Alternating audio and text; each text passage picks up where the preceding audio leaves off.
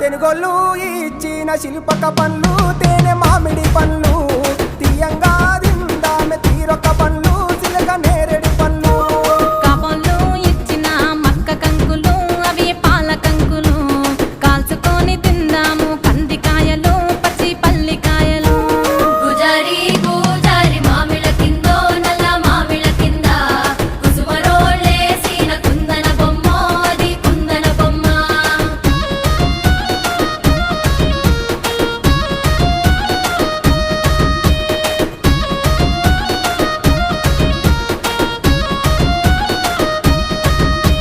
బెస్తోలు పెట్టిన పచ్చి చేపలు అవి వట్టి చేపలు